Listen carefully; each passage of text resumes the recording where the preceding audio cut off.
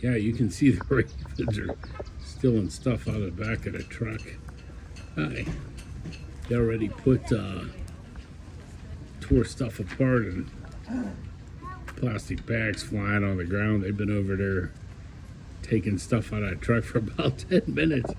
I don't know what's in it. Well, less stuff's in it now. Yeah, there's about 3 of them. Guy's gonna come back and wonder what got into the back of his truck.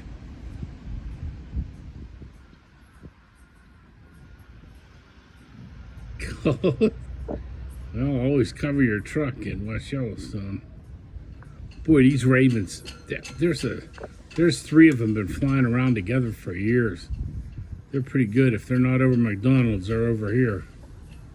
Wow, look at them tear the bags apart of the truck.